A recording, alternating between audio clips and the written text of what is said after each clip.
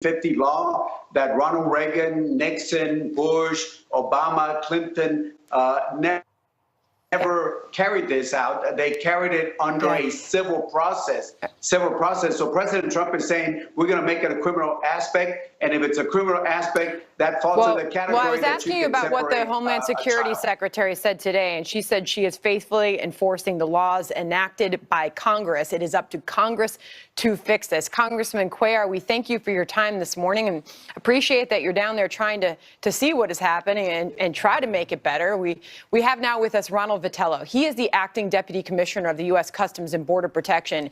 And, you know, Ron, everyone's looking at the situation down there, including the president, and saying this is awful. Nobody wants to see this happen to our children. Nobody wants to see this happen to any children in this world. It is happening. But Kirstjen Nielsen says these are the laws. They are enforcing the laws on the books. They're calling on Congress to fix this. What do we need to know about what is happening down at that border that you witness on your duty every day? So we're seeing this marked increase since the spring, or since spring started, like your reporters, John Roberts said, 50,000 people every month for the last 3 months, and a huge increase in families and children coming unaccompanied. And we have to find a way to make this border safer. We're being distracted by this humanitarian mission. And so when the Attorney General said we could refer all people that cross the border illegally for prosecution, we started to do that. And that's what we're seeing being played out now. Kirstjen Nielsen makes her case. We're not separating families legally seeking asylum from point of entry. She started out this day saying, if you are seeking asylum, legally seeking asylum, go to a point of entry. She stuck by that message. She then showed up at the White House to address the press. She says they're only separating if they're not familiar with the relationship of the adult, the child with the adult accompanying them, or if that adult is a danger to the child, or the parent is wanted for prosecution. Are those the only reasons for which a child is separated from the adult or parent with them? So that's correct. If these groups would choose to go to the port of entry and make their asylum claim there, those are the only circumstances by which they would be separated, where the child was actually in danger or we could not prove the familial relationship. At the ports of entry, if they make those claims, they would not be separated. Ron, the numbers are staggering when you look at the trend that is happening there. When you see Congress, Kirstjen Nielsen saying this is up to Congress to fix this, you've got Democrats saying that this is Trump's no tolerance policy. You've got Republicans that say that this is Democrats. They're obstructionist to reforming these three major loopholes in the immigration system that Kirstjen Nielsen keeps talking about. What do you see that needs to happen? What do you say to Congress to fix the situation down there? We've been advocating to deliver on the president's promise for border security, and we're asking for these loopholes to be closed. This happened to us again in 2014. ICE stood up Family Detention Center temporarily, and we started holding people until they got their due process hearing, and the numbers went dramatically down. At the beginning of this year, and the numbers went dramatically down again because people thought there would be a consequence for this illegal activity. We'd like Congress to give us that tool back so that people can be held until their hearing. They can go through a due process that would allow people who are actually qualified for asylum to get it, and then those that didn't would be removed. Can you leave us off with a thought of these children down there? I mean, right now, Health and Human Services, who takes in the kids who are separated, has been taking in about 250 children per day in recent weeks. They expect to be taking about 250 kids in each day for the next 2 months. They could be caring for 18,500 more children by the end of August, we're told. And HHS was already holding 11,500 children, which means it could hit 30,000 by August. Can you tell us something about how these children are being cared for in these facilities? I've been to several shelters. They're very well appointed. Medical staff, dental staff. They're places where kids can be safe, where they learn things. There's a schoolhouse on site. The medical professionals, it's clean, it's neat. They have cafeterias. They get 3 meals a day, plus snacks when they want them. It's probably not an ideal place for them to be, but it's a very nice place for kids to be while they're placed with a family member in the United States. Most of them don't stay more than 30 or 40 days. It is a debate that rages on, and People are looking for solutions, and it's certainly got the attention of this country and others around us. Ron Vitello, thank you for joining us tonight. Thanks for having me. Well, this is a Fox News alert. We just learned that the House Judiciary Committee intends to issue a subpoena to anti-Trump FBI agent Peter Strzok to testify about that bombshell IG report Friday. Byron York and John Summers here in the news that is just in. Plus, Inspector Horowitz and FBI Director Christopher Wray's hearing on the Hill. Mr. McCabe, who was insubordinate, gets referred from prosecution, but Mr. Comey, who was insubordinate, doesn't. News alert just moments ago, the House Judiciary Committee announcing it will subpoena Peter Strzok. That's the FBI agent removed from the Russia probe after the discovery of those anti-Trump texts he exchanged with FBI lawyer Lisa Page, who was also his lover. If Strzok were to testify, something his lawyer indicated he is willing to do without immunity, it could be explosive, revealing new details about bias within the Russia probe and the future of the investigation. Congressman John Ratcliffe sits on the House Judiciary Committee. He joins us now. Congressman, thank you for your time tonight. So, first of all, what do you think of this news? He's officially been subpoenaed to testify. Yeah, I knew he was going to appear one way or another. We invited him to appear voluntarily or be subpoenaed. He originally said he would come. Now he's been subpoenaed. Either way, Peter Strzok is a central witness in both the Hillary Clinton email investigation and the Trump-Russia collusion case that became the special counsel matter. And it's important that we have him appear and explain these text messages as well as his actions taken in both of these matters.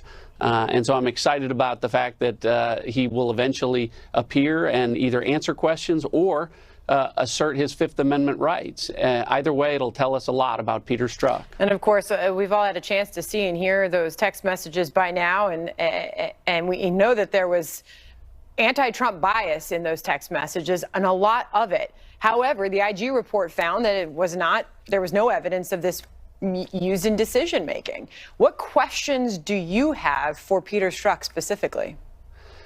Well, I think that the Inspector General equivocated a little bit from the written word or his written report in his testimony today. He clearly acknowledged that Peter Strzok had an astonishing level of bias, as did Lisa Page and teams full of agents and lawyers involved in these matters.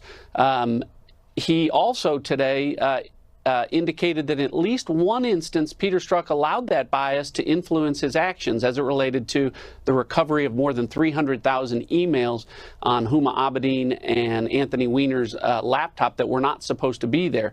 So I thought the Inspector General opened the door today to the expansion of the idea that bias really did impact both of these very important investigations.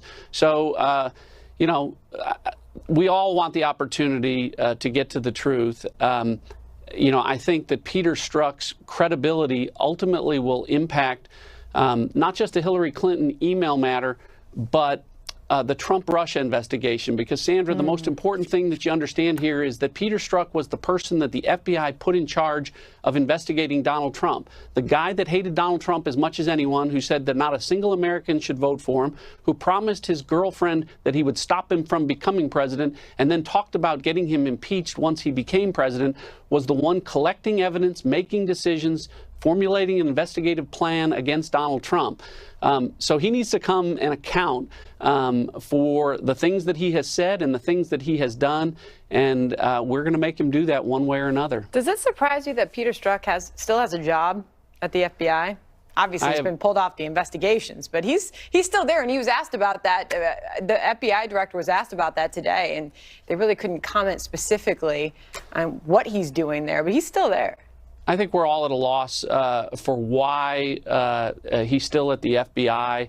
The best way that Chris Wray can defend the 13,000 agents, many of whom are good, brave men and women who go to work every day to keep our country safe, protect us from terrorist threats, is to hold accountable the really bad actors. And at this point in time, there's no question about Peter Strzok, the astonishing level of animus, bias, and hatred really cannot be ever justified or explained. And that bias was not just towards the president and his administration, it was towards Trump supporters as well, as revealed in those text messages. Congressman Ratcliffe, thank you for coming on the program tonight. You bet. Thanks, Sandra. And the bad news for the FBI does not end there. The agency was roasted by lawmakers and at times by the DOJ Inspector General during a fiery Senate hearing earlier today.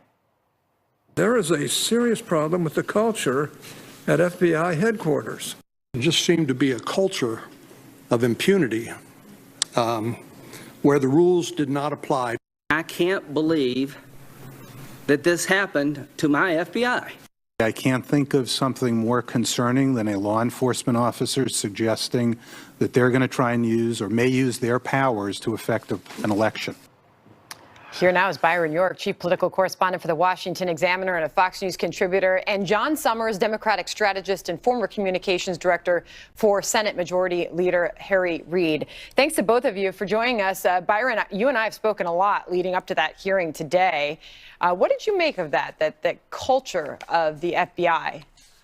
Well, you had Republicans making their case that the Horowitz report showed extensive evidence of bias. You were just discussing that with Congressman Ratcliffe. You had Democrats kind of clinging to the conclusion that Michael Horowitz did say that he had not seen any documentary or testimonial evidence of bias in the specific decision whether or not to prosecute Hillary Clinton. But basically Horowitz did say, look, there was tons and tons of bias here, and Republicans took it from there. You know, John, this is the FBI. The American people, they look on at this and they want to have full confidence in the FBI. That needs to be restored. Will it?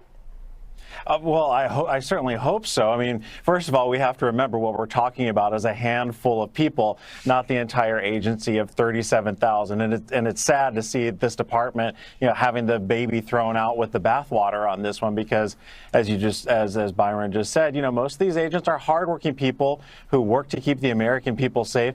And I don't think anyone would consider the FBI a bastion of liberalism. In fact, one of the text messages, and I remember Byron reporting on this on Friday, actually mentioned that if you ask anyone around us who they're voting for, they'll tell you it's Trump. So while there may have been this culture issue that certainly needs to be investigated, that's not something that should be applied to the entire FBI. And I think if there's one thing that came out of this hearing, it's that there was no deep state conspiracy or plot against the president or his campaign. And I'm sorry that, Republicans don't like it, but conclusions do matter. And if we aren't going to trust the Inspector General, who's supposed to, take this non-biased approach, then who do we trust? Well, I want to get Byron to respond to that because, Byron, I know that when I spoke to you earlier, we were talking about Peter Strzok and the fact that he's willing to testify. And now we know Chairman Goodlatte has officially subpoenaed him tonight.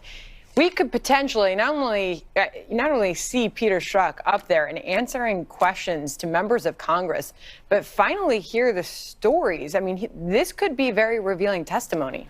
Exactly. First, on the issue of it being a handful of people involved, Senator Hatch addressed that today and said, well, yeah, maybe there was a handful of people. Unfortunately, they included the director of the FBI, the deputy director of the FBI, the lead investigator on both the Clinton and the Trump investigation. So they were a really, really important handful. Now, on this testimony of Peter Strzok, and lawmakers have been trying for months to get this to happen, I think that there's going to be a lot more than just bias questions about Peter Strzok. Remember, Strzok actually led the Trump-Russia investigation when it was in the FBI from the summer of 2016, in the middle of the campaign, all the way to May 2017, when he joins the Mueller investigation and then stays there until the end of July of 2017. So I think some lawmakers are going to say, look, we know you don't like Trump. We got that. How did this investigation start? Tell us about George Papadopoulos. Tell us about Joseph Mifsud. Tell us about the people who approached Trump employees with seeking information. Tell us about the informants. There's a lot that lawmakers want to know. And going into this, Peter Strzok, before you even learned of the subpoena tonight, Peter Strzok's lawyer said he's willing to testify. He will not plead the Fifth. Do you expect this final word to you, John, to be revealing? Well, I certainly hope one of the first things he does when he gets up there is provide an explanation to the American people and an apology for what he has done and for casting a shadow on the FBI. But the reality is, you know, you can talk about bias and what led up to the investigation starting, but at the end of the day, Robert Mueller, who's respected by people on both sides of the aisle, or at least was up until this point, when the president has been trashing him on Twitter and in other places, we have to trust that he's doing the right thing here. And at the end of the day, evidence matters. And let's not lose sight of the fact that 13 Russians were indicted as a result of this process. So this investigation matters. It's important, and we should let it go on. I think that evidence is what the Inspector General talked about today. He saw the bias in the text, but he had no evidence that played out in the decision-making of the investigation. That's right. John and Byron, thank you to both of you. Thank you. All right. Well, still to come, with the midterm elections looming, some Democrats are getting desperate. There is an inferno raging in Washington. But here in the land of 10,000 lakes, we know how to put out a fire. And a firestorm of backlash after the Republican National Committee chairwoman says it would be a mistake for candidates to not support our president. Ronna McDaniel will be here exclusively to explain. Plus, the Southern Poverty Law Center admits that it wrongly named Maajid Nawaz to its extremist watch list. Mark Thiessen is here on the new developments on a story we have been following right here next. They know they've got this wrong, but they're being stubborn. They are trying to save their own face with this, and they are resisting taking my name off. And I think that's they recognize they made a huge error, but it's too late for them to change. Exercises on the Korean Peninsula have officially been called off, saying in a statement, quote, the United States military has suspended all planning for this August defensive war game. The announcement comes 1 week after President Trump agreed to suspend U.S. military drills in the region as part of a deal with North Korean leader Kim Jong-un. And developing tonight, some vindication for a man unjustly targeted by a controversial organization. The Southern Poverty Law Center issuing an apology, a retraction, and a settlement to Islamic reformer Maajid Nawaz after incorrectly labeling and putting him on an anti-Muslim extremist watch list. Trace Gallagher's live at our West Coast newsroom with this story. Hey, Trace. Hey, Sandra, it's a major victory for Maajid Nawaz for a few reasons. One, it helps to rehabilitate his reputation as a former Islamic extremist who now argues for a peaceful vision of Islam. And two, the $3.3 million settlement will help Nawaz and his Quilliam Foundation continue their fight against anti-Muslim bigotry. In its apology statement, the Southern Poverty Law Center wrote in part, quoting, although we may have our differences with some of the positions that Mr. Nawaz and Quilliam have taken, they are most certainly not anti-Muslim extremists. But critics fear the apology and payout may not be enough, pointing out that SPLC has a history of attacking people, maligning their good names, then apologizing. In 2012, when Dr. Ben Carson said he believes marriage should be defined as between a man and a woman, SPLC added Carson to their hate list for allegedly being anti-gay. The group later removed his name and apologized. But Maajid Nawaz has argued that SPLC is putting credibility and security at risk. For example, in 2012, when the Conservative Christian Family Research Council was added to the hate list, a gunman walked into FRC headquarters in D.C. and shot a guard. The gunman later pled guilty, saying he wanted to intimidate opponents of gay rights. Here's Maajid Nawaz on the story last June. Look.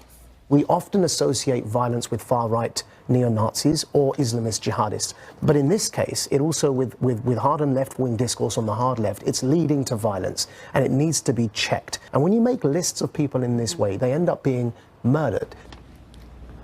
And throughout this pattern of attack, retreat, then apologize, the Southern Poverty Law Center isn't exactly lifting its stature.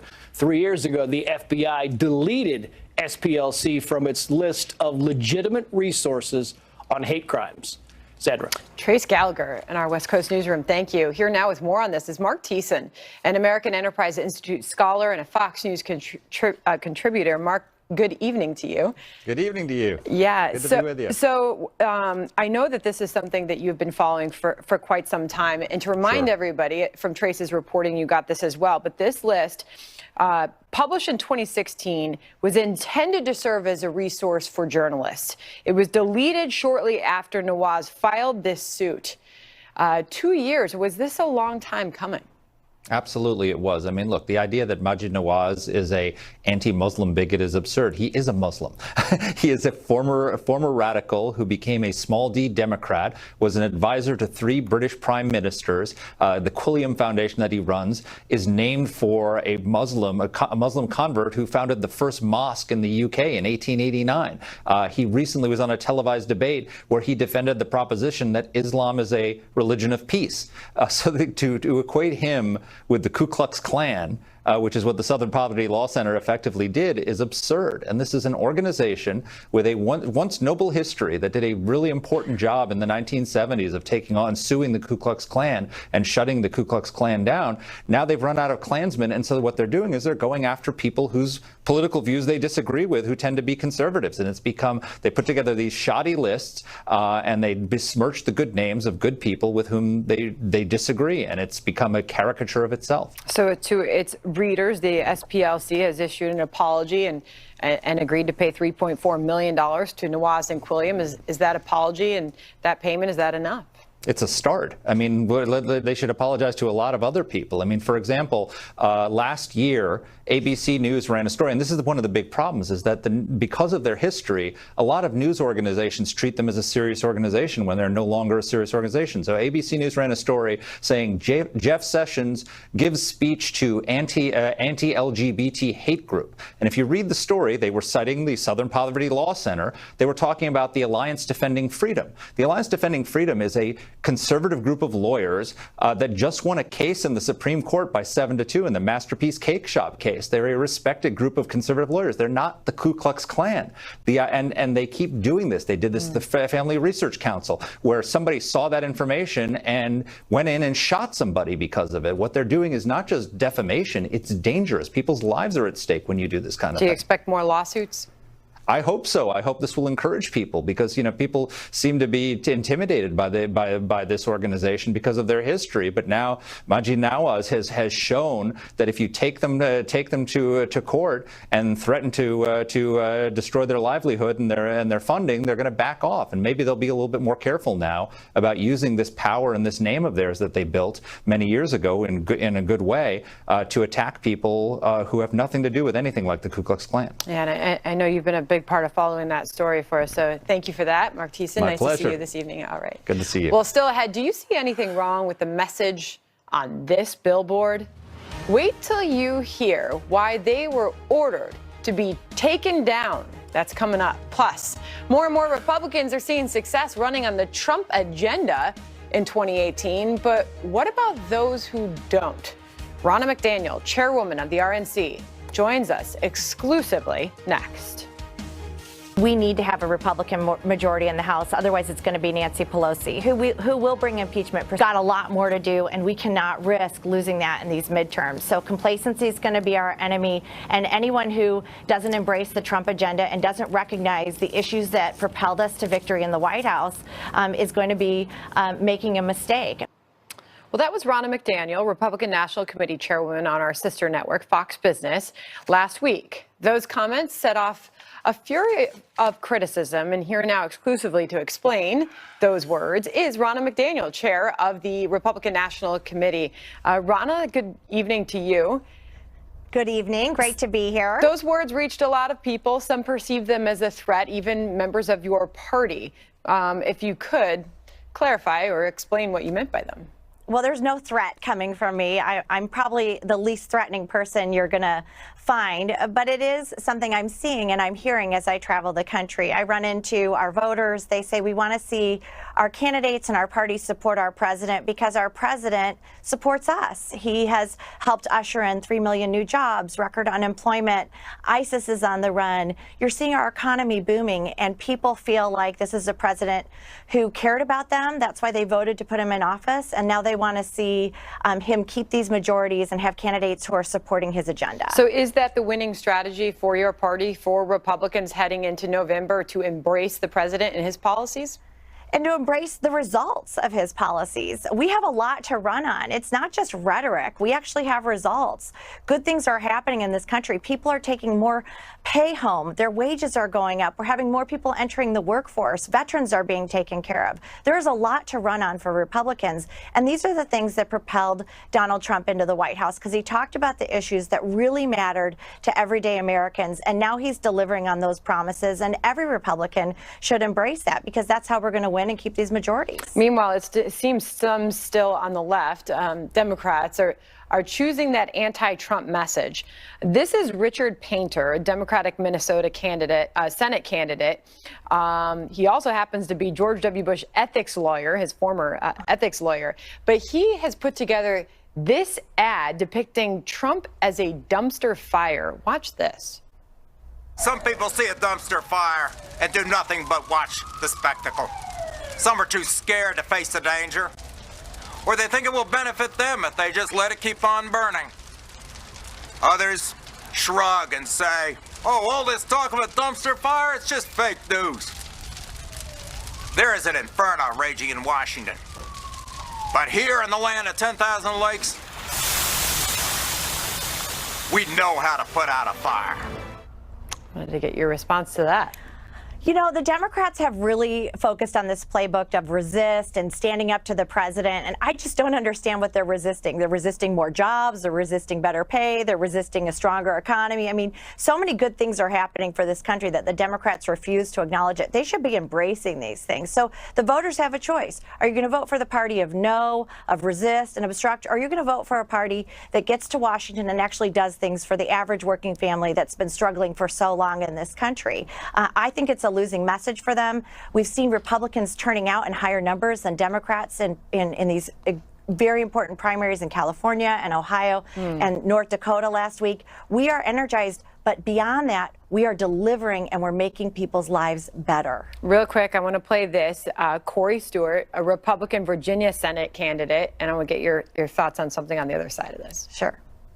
Those of us who have tied ourselves to President Trump and who have vowed to support his policies are winning. We're winning in the primaries, and we're going to increasingly win as we get closer to November. I think that by that point, we will have a red tide because of the popularity of President Trump. Clearly embracing the president and his policies. He has what some see as a controversial past. I hadn't seen whether or not the RNC is supporting him as a candidate.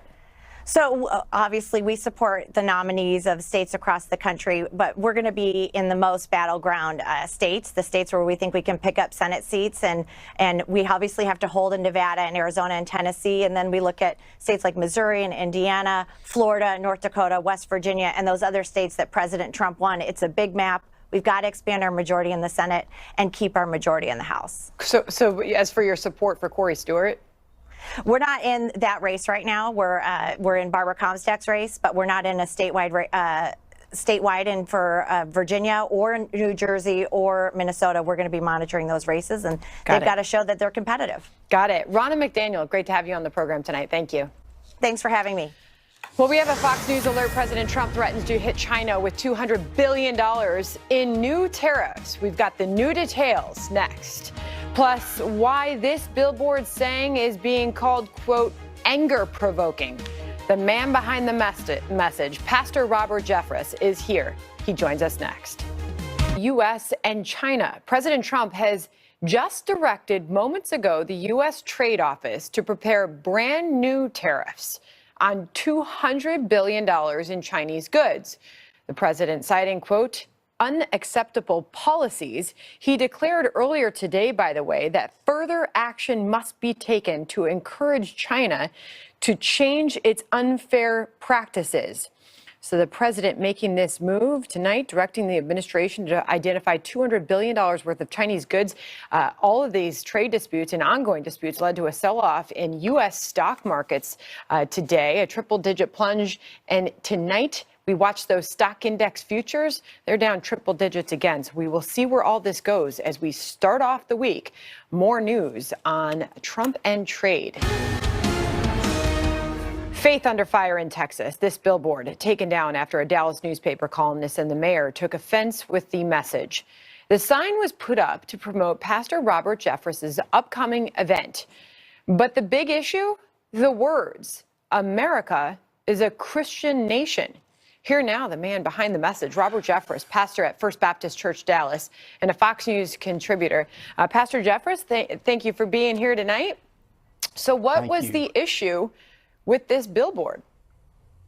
Well, according to the Dallas Morning News, they wrote this scathing article about this message, calling me a bigot for saying that America is a Christian nation. And this sermon, Sandra, is simply my recounting the historical evidence for the Christian foundation of our country. They interviewed the mayor, who said it was also divisive and hatred and, quote, did not represent who the city of Dallas is. And so 24 hours later, the billboard company called us, cited the Dallas Morning News article and the mayor's comments in that article, and saying they were going to pull down the billboard. And Sandra, I want to make it clear, we respect the right of the billboard company not to propagate a message they aren't comfortable with. What our argument is with the mayor of Dallas, he does not have the right to weigh in on this, to disparage our church, and to directly or indirectly influence the billboard company. You know, one thing the Supreme Court made clear 2 weeks ago in the wedding cake case was government has to remain neutral, cannot be hostile toward religion, and we think Mayor Rawlings has been hostile to the First Baptist Church of Dallas. What does it say to you that you were asked to take that billboard down? What does it tell you about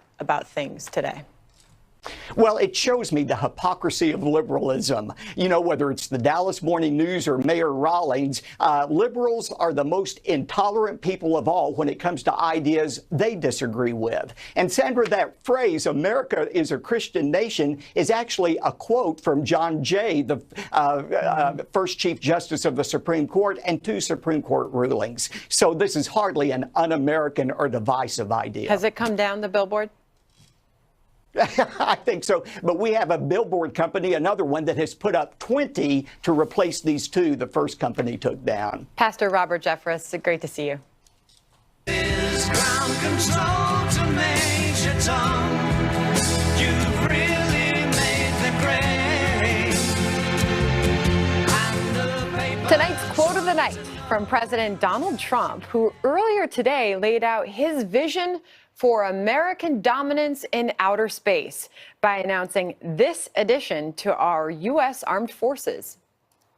Very importantly, I'm hereby directing the Department of Defense and Pentagon to immediately begin the process necessary to establish a Space Force as the 6th branch of the armed forces. That's a big statement. We are going to have the Air Force and we are going to have the Space Force, separate but equal. The Space Force. There you have it. Well, thank you so much for tuning in tonight. Tweet me your thoughts on the show at Sandra Smith Fox. I'm going to get some sleep, and I'll see you right back here on America's Newsroom, 9 a.m. to noon weekdays. Thank you again for joining us. Tucker Carlson is up next.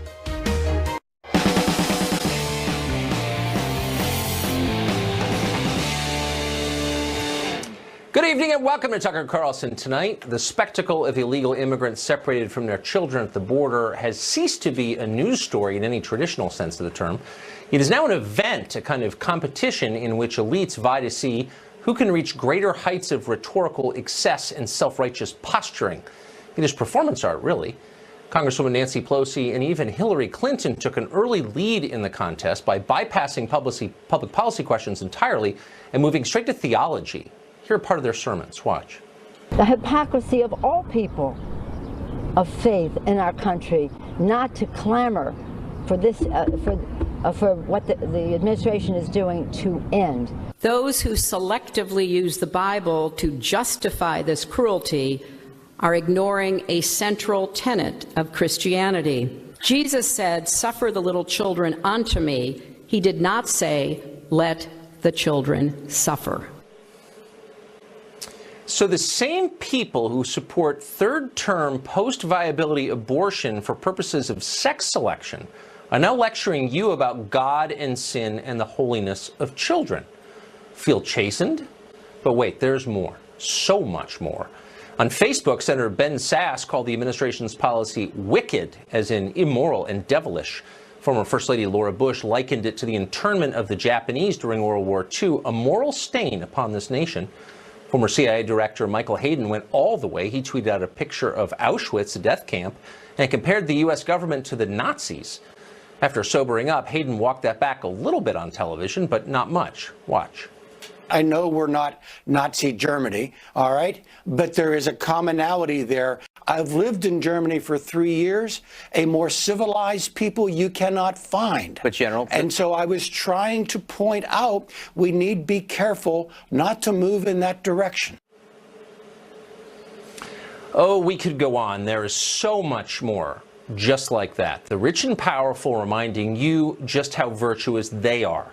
You think any of these people really care about family separation? If they did, they'd be worried about the collapse of the American family, which is measurable and real, but they're not worried about that. In fact, they welcome that collapse because strong families are an impediment to their political power. And that's why they're always lecturing you about the patriarchy and the evil of the nuclear family. Millions and millions of American kids are growing up with one parent at home, families separated thanks to their policies, and that's fine with them. Many of those kids, by the way, have a parent behind bars. It's not just illegal immigrants who are separated from their children. The majority of American citizens in prison have minor kids they've left behind. Their families have been separated by force by our justice system because they committed a crime. So in that way, these kids are just like the kids you've been watching on television today. The difference, of course, is they're Americans, so nobody is spending $35 grand a year apiece to make sure they're okay. Democratic politicians and cable news anchors don't visit their foster homes to highlight their plight. They're ignored. This is one of those moments that tells you everything about our ruling class. They care far more about foreigners than about their own people. You probably suspected that already. The other thing you may have noticed is that they're not especially interested in solutions to anything. They're great at yelling and at preening, not so good at fixing and building. We could strengthen our borders to keep illegals out. We could fund more immigration courts to process those who sneak through anyway. We could even build more housing facilities at the border, holding facilities, to allow families to stay together while their asylum claims are processed. But the left is not interested in any of that. Their only solution is immediate amnesty for anyone who crosses our borders with a minor in tow. And of course, that's the same as no borders at all, not to mention a powerful incentive for child smuggling. They don't care. Because no matter what they tell you, this is not about helping children. A lot of people yelling at you on TV don't even have children, so don't for a second let them take the moral high ground. Their goal is to change your country forever, and they're succeeding, by the way. Since 2014, to name one example among many, at least 500,000 Central Americans who came here illegally have been released back inside our borders. Did anyone vote for that? And more to the point, who's going to pay for that? Not the people you've been watching on television today. Their kids go to private school if they have them. Their neighborhoods look exactly like they did in 1960. No demographic change at all, just like they like it. There's no cost to them. The cost is entirely on you. But don't complain or else they will call you Hitler. We wanted a closer look at the facts behind this story, and so we spoke to the acting ICE director, Thomas Homan, just a few minutes ago. Here's part of it.